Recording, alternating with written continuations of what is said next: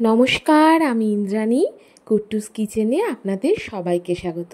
সবাইকে জানাই শুভ বিজয়া, বড়দেরকে প্রণাম আর ছোটদেরকে ভালোবাসা। তাহলে চলুন শুরু করা যাক আজকের রেসিপি।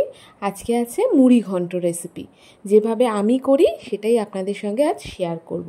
তাই জন্য প্রথমেই নিয়ে নিয়েছি কড়াই, আর তাতে দিয়ে দিয়েছি সরষের তেল। সরষের তেলের মধ্যে প্রথমেই দিয়ে দিয়েছি ফোড়ন। ফোড়নে দিয়েছি কয়েকটা এলাচ আর দারচিনি। যখনই ফোড়নটা থেকে একটু ভাজা গন্ধ বেরোবে, এর মধ্যে দিয়ে দেবো কিন্তু একটা পেঁয়াজ, আর খুব ঝিরি করে কেটে রেখেছি। পেঁয়াজটাকে একটু লালচে করে এখানে ভেজে নিতে হবে। পুজো আপনাদের কেমন কাটলো অবশ্যই জানাবেন। পুজো আমার তো খুব ভালো কেটেছে। অবশ্যই ঘরে বসে ঠাকুর দেখতে যেতে পারিনি, কারণ এবারেও আমরা কলকাতায় যেতে পারিনি। তাই আপনারা নিশ্চয়ই ঠাকুর দেখেছেন, এবং পুজো আপনাদের কেমন কাটলো একবার অবশ্যই আমাকে কিন্তু কমেন্টে জানাবেন। কথা বলতে বলতে দেখুন পেঁয়াজটা ভাজা হয়ে গেছে। দিয়ে দিয়েছি এখানে কিছুটা কাজু আর কিশমিশ। এটা আপনারা আলাদা করে ভেজেও তুলে নিতে পারেন, কিন্তু আমি এখানে একসাথেই দিয়ে দিলাম। এই কাজু কিশমিশটা একটু ভাজা ভাজা হয়ে গেলেই এর মধ্যে দিয়ে দেবো আদা, রসুন আর কাঁচা লঙ্কা। আমি একসাথেই বেটে নিয়েছি। এবার এটাকেও কিন্তু ভালো মতো মিশিয়ে নিয়ে একটুখানি, যতক্ষণ না পর্যন্ত এর কাঁচা গন্ধটা চলে যায়, ততক্ষণ এটাকে একটু ভালোভাবে কষিয়ে নিতে হবে। মাছের মাথা দিয়ে এই মুড়ি ঘন্ট কে কে খেতে ভালোবাসেন একবার জানাবেন। আমার কিন্তু এইটা ভীষণ ভাল লাগে। ডালের থেকে আমার এই জিনিসটা বেশি ভাল লাগে খেতে। আচ্ছা, মশলাটা কিন্তু কষে গেছে। আর এখানে আমি একটু ডুমো করে আলু কেটে সেটা আগে থেকেই নুন হলুদ দিয়ে বেশ ভেজে রেখেছিলাম, সেটাই এখন দিয়ে দিলাম। আর সাথে সাথে কিছু গুঁড়ো মশলাও দিয়ে দিয়েছি। তার মধ্যে আছে হলুদ গুঁড়ো, জিরে গুঁড়ো আর একটু Kashmiri red chilli powder. Kashmiri red chilli পাউডারটা কিন্তু আমি শুধু কালারের জন্য দিয়েছি, মানে একটু ভালো কালার আসার জন্য। যদি আপনারা একটু বেশি ঝাল খেতে চান তাহলে অবশ্যই এখানে লঙ্কার গুঁড়োটাও দিতে পারেন। আমি যেহেতু এখানে কাঁচা লঙ্কা বাটা আগেই দিয়ে দিয়েছি, তাই এখানে আমি আর এক্সট্রা করে লঙ্কার গুঁড়ো ইউজ করলাম না। ওদিকে মশলা মিশিয়ে মশলা কষতে দিয়ে দিয়েছি। আর এখানে এই যে মাথাটা আমি আগেই ভেজে নিয়েছি। মাথাটা এখানে কাতলা মাছের মাথা ছিল, গোটা মাথাটাই ছিল। আমি বাজার থেকে এইভাবে টুকরো করে আনি যাতে ভাজতে সুবিধা হয়। আর মাথাটা কিন্তু খুব ভালো করে কড়া করে ভাজতে হবে।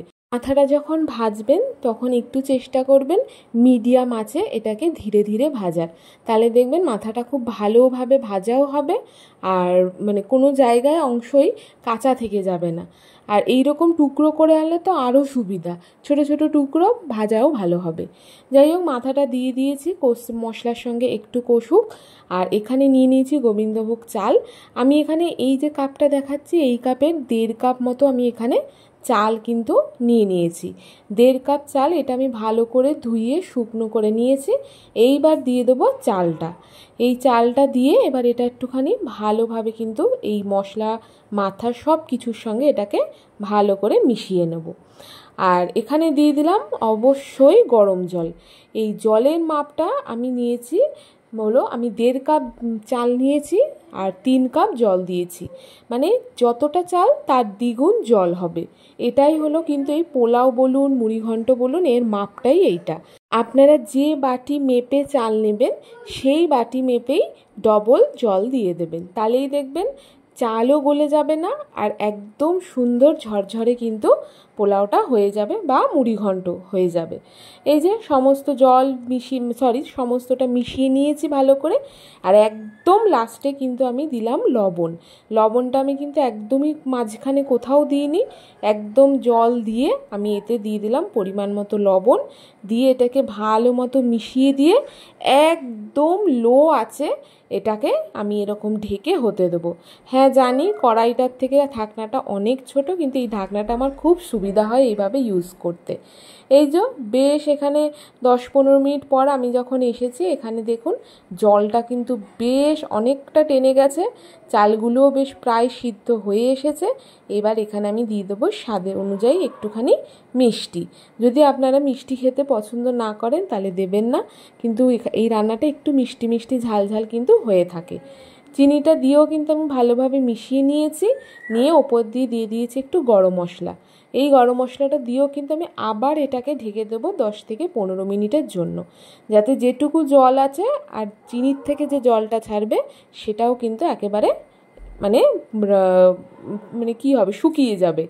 কথা বলতে বলতে একের সময় এত তুতলে যাই হোক, এই যে দেখুন একদম জল কিন্তু শুকিয়ে গেছে, আর আমার পোলাওটা কিন্তু মুড়ি ঘন্টটা কিন্তু একদম রেডি হয়ে গেছে। নামানোর আগে অবশ্যই ঘি দেবেন। আপনারা রান্নার প্রথমেও একটু দিতে পারেন, কিন্তু আমি রান্নার শেষেই দিলাম। ঘিটা দিয়েও কিন্তু আমি আবার ঢেকে দেবো। এটাকে বলবো স্ট্যান্ডিং টাইম। অবশ্যই একটু স্ট্যান্ডিং টাইম দেবেন, অন্তত 10-15 মিনিট স্ট্যান্ডিং টাইম দিলে এটা কিন্তু আরও বেশি ভালো হয়। আর এই জিনিসটা যত ঠান্ডা হবে তত ঝুরঝুরে হয়ে যাবে। প্রথম ক্ষেত্রে এটা একটু দলা দলা মনে হলেও পরে কিন্তু এটা একদম ঝরঝরে হয়ে যাবে, তাই জন্য আমি স্ট্যান্ডিং টাইমটা দিতে বলেছিলাম। ব্যাস, আমার তো এখানে গোবিন্দভোগ চাল দিয়ে মুড়ি ঘন্ট একদম রেডি হয়ে গেছে। এখানে আরেকটি কথা বলার, যদি আমার এই রান্নাটার কোনো জায়গা আপনাদের ভালো লেগে থাকে তাহলে একটি সাবস্ক্রাইব করে দেবেন, আর অবশ্যই একটি লাইক। আর যদি কিছু ভুল হয়ে থাকে অবশ্যই কমেন্টে জানাবেন। আজ তো এই অবধি, আসবো আরেকদিন অন্য আরেকটি রান্না নিয়ে। আজ তাহলে আসি, টাটা।